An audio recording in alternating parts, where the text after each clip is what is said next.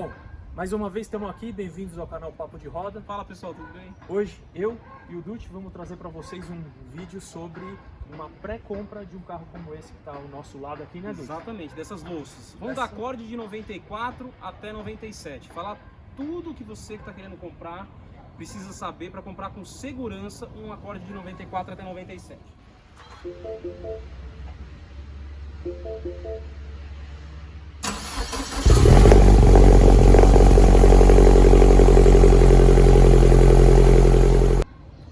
E aí, Dutti, o que você me diz? O que a gente tem que olhar para comprar um carro desse? Você quer dar uma olhadinha breve?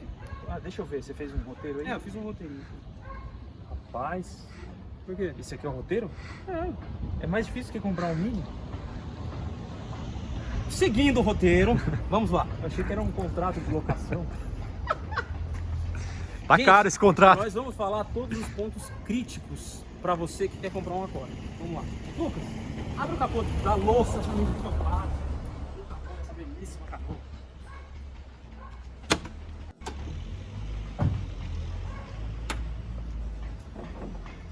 Um dos maiores e problemas mais crônicos de qualquer Honda até 2002, aproximadamente.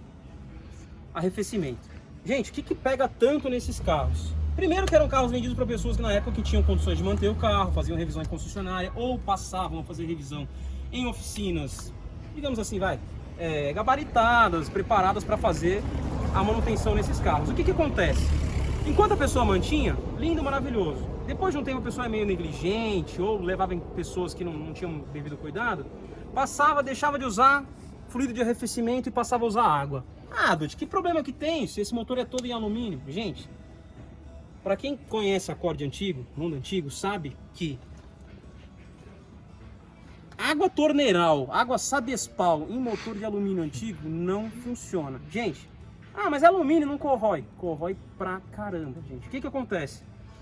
Olhou um acorde, primeira coisa, você já vê aquele barro aqui, é sinal de que o carro ou sofreu algum aquecimento ou que em algum momento que a pessoa foi completar a água ou não, já caiu água aqui para fora. Se você vê que já tá barrento, é que a pessoa já ou ela é negligente com o carro ou a pessoa sabe que tem que passar para o aditivo, mas sabe que automaticamente passando para o aditivo, todas as partes que estão já corroídas, o aditivo vai tirar aquela camada de ferrugem que está protegendo. Então isso vai acabar ocasionando mais vazamentos no carro, então a pessoa acaba usando água. Então o que eu quero dizer? Vai procurar um carro desse, de 100% dos acordes, 90, 95% deles são negligenciados com questão de aditivo. Então assim, vai olhar, encontrou um que está tratado no aditivo, o sistema de arrefecimento está limpo, ótimo, excelente. Os outros 95% que você achou que está tudo zoado, o que você vai ter que olhar? Veja se tem vazamento nesses cavaletes, carcaça da válvula termostática, atuador de marcha lenta, o atuador de marcha lenta rápida, que é o FITV, esse aqui é o IAC. O que acontece, gente? Tem muitos caninhos pequenos que com o tempo eles são suscetíveis eles pegam tanta corrosão, ele tem uma parede tão fina que acontece de muitas vezes o carro tá rodando sem água há muito tempo, já tá todo corroído. Você tá lá dirigindo o carro numa boa, o carro vai e superaquece. Você vai ver, quebrou a pontinha da entrada de água do atuador de marcha lenta acelerado. Isso assim, acaba acontecendo, a carcaça da válvula termostática nesse cavalete acaba criando por dentro uma erosão que fica até difícil na hora de você fazer a correção de encontrar essas peças novas. Você é obrigado a importar, trazer da China, etc. E não é sempre tão fácil de achar. Então assim, vai olhar, veja se o carro usa aditivo no sistema de arrefecimento. Não é frescura. Isso daí, se você pega um carro que está usando um fluido de arrefecimento, o sistema está sempre limpinho. Todas as paredes internas do motor, toda a parte onde passa água, fluido de arrefecimento está limpo. Dutti, só encontrei um carro que está bom, mas o arrefecimento está sujo. Posso pegar? Pode. A questão é o que a gente fala em todo vídeo. Vai comprar qualquer carro, esteja com caixa preparado. Porque não adianta, gente. É muito comum a pessoa vai e se encanta com um carro desse. Esse tipo de carro você encontra por 3 mil, por 5 mil reais, por 8 mil, por 10 mil, por 15 mil, por 20 mil, por 25 mil, por 30 mil. Por que tem tanta variação? E esse aqui não tem nem valor nesse aqui, né, Dutti? Que é invendável esse aqui. Por que tem tanta variação? Conforme o estado de conservação do carro. A tabela desses carros é baratíssima. Não é porque o carro custa 3, 4 mil reais que é um carro para quem não tem dinheiro. Não, de jeito nenhum. Eu não falo assim, eu sou uma pessoa simples. Mas assim, esses dois carros, e principalmente o verde, que eu já tenho que fazer a conta de quantos acordes velhos que eu já tive. Um dos fatores decisivos eu comprar o carro foi que o carro, desde quando era novo, sempre usou fluido de arrefecimento. Então você abre o reservatório de água do carro, você tira uma mangueira para ver, a parede ali dos canos tá perfeito, não tem corrosão nenhuma. Aí você fala, isso é frescura. Pergunta para quem tem um Honda antigo, vê quais são os calcanhares de Aquiles desse carro. Outra coisa, fluido de arrefecimento, falamos, etc. Vou comprar um que está tudo enferrujado. Começa a prestar atenção nessas coisas. Tem jeito de arrumar? Sim, só que hoje o dólar na casa onde está, quase R$6 praticamente, se torna um pouco difícil a importação dessas peças, se torna muito oneroso. Então tem que tomar bastante cuidado com isso. Outra coisa, é muito comum esses carros sofrerem superaquecimento. Por quê? Justamente, o carro nunca mais usou aditivo, tá aquela barreira por dentro, a válvula termostática trava, algum caninho vai e quebra, uma mangueira vai e fura porque está ressecada, radiador vai e estoura. Ou outra coisa que é extremamente perigosa, que aconteceu comigo no meu mesmo, que sempre foi um carro revisado. Tava parado numa boa com o carro, do nada o ponteiro de temperatura começou a subir. Só que o ponteiro de temperatura desse carro tem uma pegadinha. Vem cá.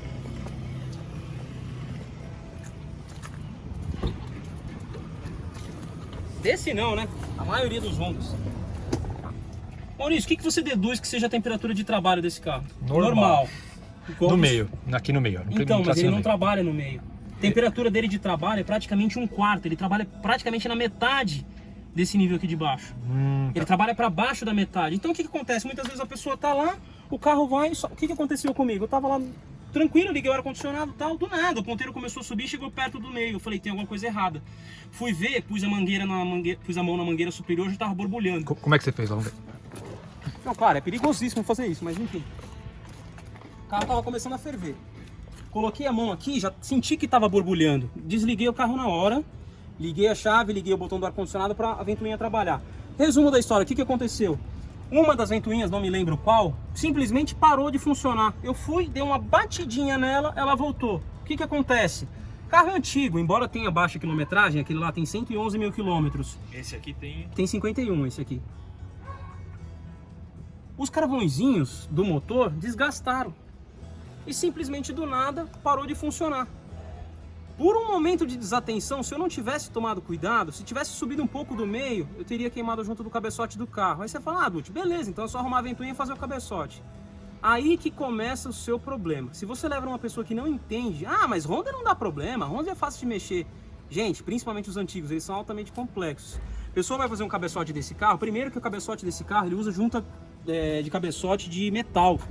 Muitas pessoas vai e levam em qualquer mecânico, o cara não mede o empenamento do bloco, monta com uma junta de amianto ou até uma de metal e não faz o trabalho correto, o carro continua superaquecendo por outro motivo. Ele solucionou uma parte do problema, que era a ventoinha, e ocasionou outro problema. Se torna uma dor de cabeça que a pessoa simplesmente pega o carro e fala, encosto, não mexo mais, porque dá uma encheção de saco violenta. Ou seja, veja se o carro já fez motor, se já foi feito cabeçote, se está funcionando direitinho, ótimo. Qual que é a posição certa? É igual a gente mostrou, para baixo do meio. Se começou a subir perto do meio, o carro já tem algum problema.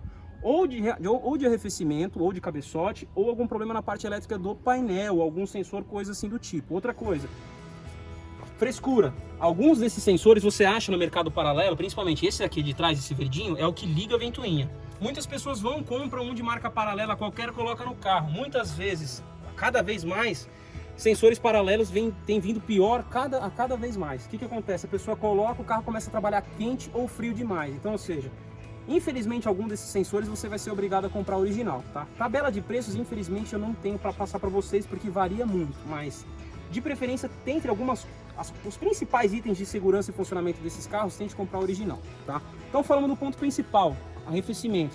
Vai olhar tá enferrujado? Veja quais são os detalhes, vê como é que tá. Dutch, tá enferrujado, mas tá recuperável. Mande no mecânico, fazer uma bela de uma limpeza, varetar o radiador, se possível. Caso contrário, um bom flush faz uma limpeza legal. O que é varetar Varetar, geralmente é o seguinte, é muito comum você pegar esses carros de tanto barro que tem, sabe toda a colmeia interna? Tá entupida. Então, às vezes, o carro de tanto barro que tem no sistema, ele começa a ferver por isso. Então, varetar o que é? O cara vai desmontar o radiador, você tem que levar no especializado. Ele vai pegar todos esses dutos e fazer uma limpeza com uma vareta, literalmente. Ele vai ter que desmontar teu radiador e fazer isso. Dutch, posso comprar outro radiador? Pode, desde que você encontre um original. Hoje é quase que impossível de achar. Compra um paralelo de boa qualidade. O problema é que, infelizmente, tem cada vez mais aumentado o valor dessas peças. Então, um radiador que eu, particularmente, cheguei a pagar R$400, hoje está quase R$1.000. Um radiador de um carro desse. Então, assim, isso é bem salgado. Outra frescura, que é muito comum pegar acorde. Tampinha, tá, original. Tá vendo esse 1.1? É a quantidade de pressão que essa tampa resiste. Muitos desses carros, pessoa comprou uma tampa na autopeça, tá uma 0.9 aqui. Você acredita que o carro ferve só por causa dessa porcaria? Que começa a dar entrada de ar no sistema, o carro vai e ferve. Então, ou seja, muitos defeitos acabam acontecendo por uma tampa de pressão errada no sistema, tá? Detalhe, como eu falei, ventoinhas. Veja como é que está o funcionamento das ventoinhas. Veja se tem histórico de remanufatura ou troca desses motorizinhos, tá? Então, assim, acho que o arrefecimento a gente pegou bem. Vamos para motor. O motor é robusto demais. É um motor assim que tem registro de pessoas que rodaram mais de 500 mil quilômetros até 1 milhão de quilômetros. Mas o que é a questão? Vai olhar um carro desse? Tira aqui a tampinha do óleo, dá uma olhada, vê se não tem borra, vê se tá limpo. É difícil o Honda dessa época juntar borra, mas devido à negligência do antigo dono, nada se pode duvidar. Veja se tem borra. Mesma coisa para todo o carro que a gente falou, até a questão do Mini que a gente falou. Vai olhar o carro, tenta olhar o carro frio. Primeira partida do dia. Escuta o som do motor, vê se não está batendo válvula. Todo Honda dessa época, sempre é bom você regular a válvula a cada 100 mil quilômetros, tá? Então muitas vezes o carro está gastando demais ou está com um barulhinho a mais, é questão às vezes de regulagem de válvula. Veja se o carro já sofreu retífica de cabeçote ou bloco. Quais peças foram usadas? Muitas vezes tem muito desses carros, acabei de fazer o motor, já estou vendendo, tem 1.000 quilômetros. Veja quais peças usadas. Tem muita peça chinesa que o pessoal vende no mercado. Funciona, mas é para funcionar para passar para frente. A pessoa que quebra vai, infelizmente, se prejudica. Então assim, veja se tem borra, veja o funcionamento do motor no geral. Outro ponto que é crucial nesses carros, que inclusive esse daqui vocês vão ver já tem. Veja quanto suor e vazamento na junta da tampa de válvula. Aqui é muito comum no modelo LX, que é do outro, tem uns retentores internos onde vai os cabos de vela. No EX não tem problemas, mas no LX ele começa a entrar óleo para dentro da vela. Então você é obrigado a trocar, tirar a tampa de válvula, tirar a árvore de comando, trocar esse anel O-ring e essas juntinhas, que começa a entrar óleo e começa a ressecar os cabos de vela. Outro detalhe, isso aqui é crucial em Honda que usa o distribuidor externo. É muito comum dar vazamento de óleo por dentro do distribuidor e no anel O-ring que fica entre o distribuidor e o cabeçote. Veja se não tem vazamento também. Isso daí, tá? Junta do cárter, veja se não tem vazamento também. Outro detalhe, veja o funcionamento do carro, coxim, se o carro dá na partida, se movimenta muito o motor, se você analisando, você consegue olhar bem os coxins frontais para ver se eles não são estourados na hora que o carro está andando. Ver se... Tem como mostrar os coxins? Não dá? Mais ou menos, ó, esse daqui é o coxim frontal. Esse carro usa 4 coxins, são 3 de motor e 1 de câmbio. Tem esse coxim frontal, certo? Esse é um coxim de borracha por completo. Esse daqui é um coxim hidráulico. Aqui é um coxim rígido do câmbio.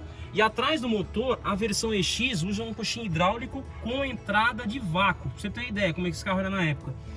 O modelo EX, o LX era um coxim rígido atrás. O EX, dependendo da rotação que você tá com o motor, o coxim ele tem uma entrada de vácuo que ou deixa o motor, como é que eu posso dizer, o equilíbrio do motor mais suave ou mais pesado. Então, ou seja, tem determinados momentos que o motor vibra mais, o coxim acaba equilibrando. Só que no mercado de reposição muitas vezes você não acha mais desse. Mas enfim, olha os coxins pelo geral, tá?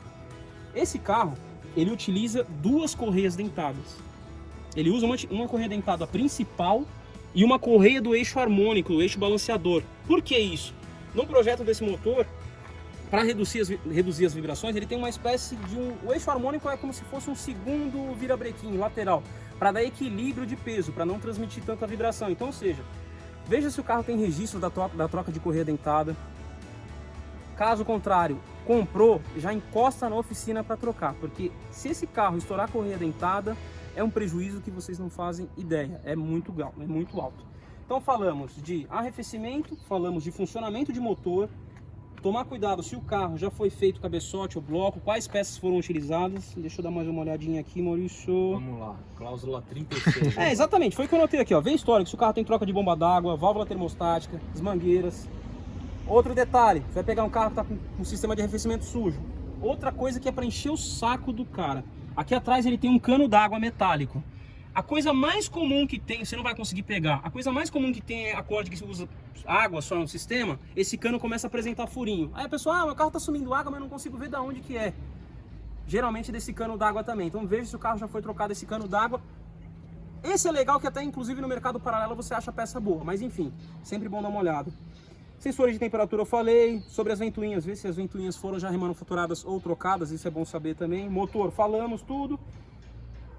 Vê, outra coisa também, falei da correia dentada, etc. No funcionamento do motor, veja se o motor fuma ou se ele raja também. É muito comum, se o motor não foi bem feito, fazer um barulhinho estranho. Se fizer um barulho muito estranho, foge, porque para fazer um motor desse hoje, com peças boas, na casa de uns 8 mil reais. Por aí, aproximadamente de 8 até... Tem pessoas que conseguem com menos. Mas se você for usar peça paralelinha, foge, porque para dar problema é muito fácil. A qualidade das peças não são muito boas. Bom, falamos das correias, que é essencial. Bomba d'água. Veja se tem registro da troca da bomba d'água também. Vamos lá, que mais? Retentores. É muito comum vazamento de óleo nessa área também. Retentor do comando, retentor do virabrequim, retentor do eixo balanceador. É muito comum dar vazamento. Coxinha, nós falamos, vibrações, etc. Agora, o outro ponto crucial. Câmbio automático. No câmbio manual, esse carro é um doce. É excelente, muito bom. Agora, câmbio automático. Dude, estou olhando um carro desse. O que você deve olhar? Primeira coisa, tira a varetinha que tem aqui do lado. Essa varetinha pequena, amarelinha aqui. Só não vou tirar porque aqui está muito quente. Tira a vareta e vê a cor do óleo. Dude, o óleo está vermelhinho. Ótimo, legal. Que próximo passo? Vai fazer um teste de força. Dude, o óleo está muito escuro.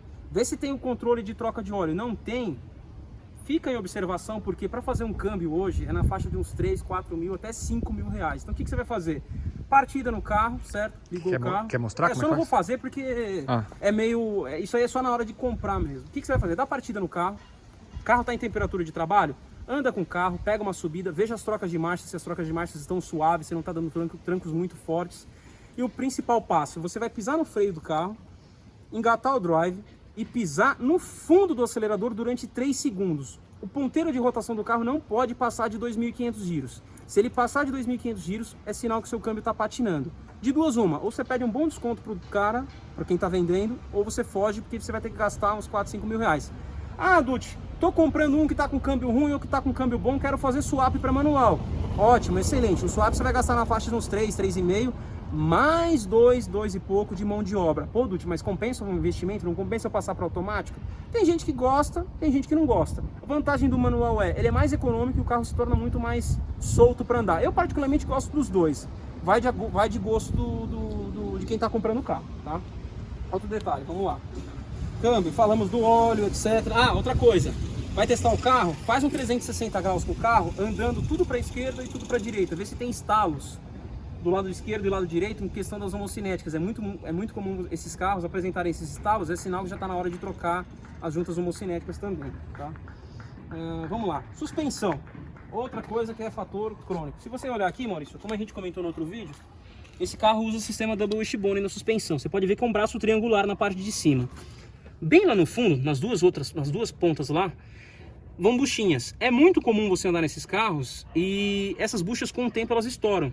Então você é obrigado ou mandar reembuchar essas buchas ou trocar a bandeja por inteiro. Então assim, vai andar no carro, pega principalmente pavimentação igual essa que a gente tá, rua de paralelepípedo. Dá uma boa andada com o carro e vê quais os barulhos, se o carro possui barulhos de suspensão, e tenta identificar. É muito comum dar problema nessas buchas, na parte de cima, nas buchas de baixo e também na parte traseira. Porque esse carro, por usar o Double Wishbone, são muitas buchas, então é muito comum tá tudo ressecado. É até mais fácil mostrar na traseira, né? Sim, sim. Aqui da traseira aqui você não vai conseguir olhar tanto, porque tem um bracinho igual lá da frente. Esse braço vai até ali atrás, certo? Só que lá embaixo tem mais um monte de bucha, Maurício. São muitas buchas mesmo. Então assim, andou no carro, tem um barulhinho, tenta identificar mais ou menos de onde que é. Onde que o bicho pega?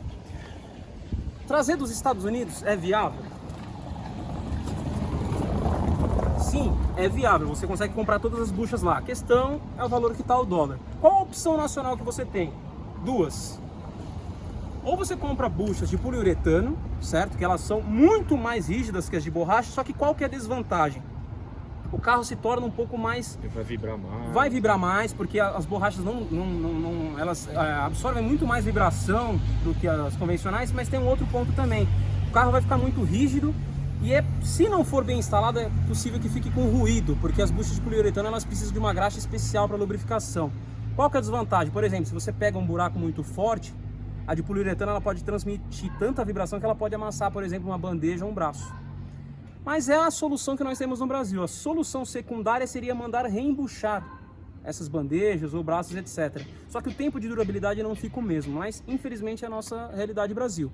Melhor opção seria importar. Isso daí você coloca todas de borracha de novo, é excelente. No mercado paralelo americano tem uma marca que, se não me engano, esqueci a marca agora, enfim. Duram tão quanto ou até mais que as originais, mas enfim, esse é Vamos colocar, dá pra colocar no vídeo, Maurício, essa marca aí, a gente... É Mug, é uma das... Se eu achar original, ótimo, isso aí é... Bom, outra coisa, vai comprar um Honda antigo, é essencial, tem um site que chama Honda Parts Now. Ali você pega toda a vista explodida de todas as peças do carro e eles mandam para o Brasil também. Só que você tem que fazer um tipo de... Enfim, você tem que mandar para uma caixa postal dos Estados Unidos para mandarem aqui para o Brasil. Ou uma outra solução fantástica, de qualquer carro importado, um site que chama rockauto.com, é uma mega autopeças nos Estados Unidos. Colocou as informações do carro, esse sim, eles mandam diretamente para o Brasil. Tem uma vasta lista de peças que eles têm para todo quanto é tipo de carro, inclusive para Honda Accord.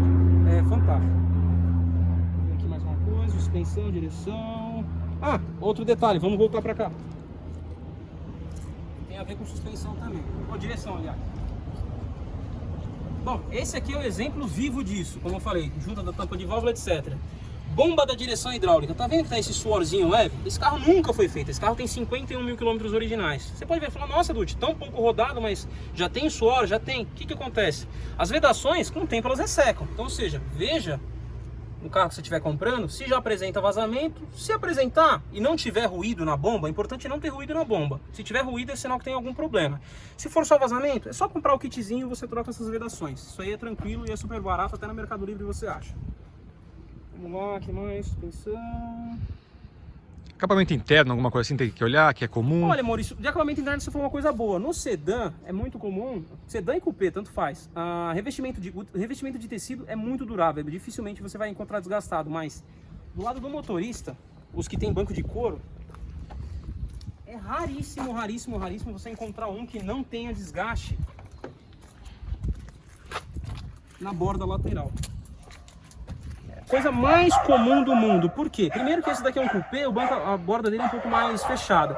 Mas tanto o sedã quanto o coupé é a coisa mais comum do mundo. Ah, Dutti, tô vendo um que tá desgastado. Você pode mandar numa tapeçaria e ele vai trocar só essa banda do couro. Ou, dependendo dos casos, se o carro estiver muito ruim, você vai ser obrigado a fazer o couro inteiro do carro. Bom, de tapeçaria eu acho que é mais isso, não tem tanta coisa. Botões, essas coisas costumam quebrar alguma coisa de painel? Muito pouco, muito pouco. Um que costuma quebrar... Só o da ventilação por dentro, ele resseca com o tempo e começa a ficar solto. Mas isso aqui você acha baratinho no mercado, no eBay, etc. Na Rockauto talvez venda também. Bom, de tapeçaria acho que não tem... lembrando bem agora, uma coisa que é crônica no coupé, isso aqui infelizmente, até esse daqui, não é bom forçar. O que acontece? O original seria o sedã, o forro de porta do sedã ele é mais reforçado. É muito comum nos coupés, por ter um material desse apoio de braço um pouco mais frágil, ele começa a trincar nessa parte do meio, até o momento que ele chega e quebra e rasga o couro. O couro não, esse curvinho, né, digamos assim. Aí você é obrigado a mandar numa tapeçaria para fazer um reforço aqui por dentro. Então, tá de olho no coupé, vê se isso aqui já não tá rasgado. Se tiver, é só mandar num tapeceiro que ele consegue, mas vai ter que ser feita uma adaptação, né? Porque não consegue, como o forro dele inteiro é do mesmo material, você não vai... Ou você pode mandar refazer inteiro. Então, mas isso é um detalhe... Deixa eu ver outro detalhe que a gente pode falar. Elétrica. O acabamento, a parte elétrica desse carro é muito robusta. Só que o que acontece muito? Se é um carro que já está muito rodado ou já andou bastante, é meio redundante o que eu falei, mas enfim, é muito comum alguns fios ou conectores estarem quebrados ou ressecados. Então sempre fique de olho se algum interruptor de temperatura, algum plug de interruptor de temperatura esteja quebrado, tenta comprar um paralelo para fazer a troca, porque é muito comum ele se soltar sozinho e, por exemplo, o carro sofre um superaquecimento por um fiozinho que desplugou. Então isso é uma coisa...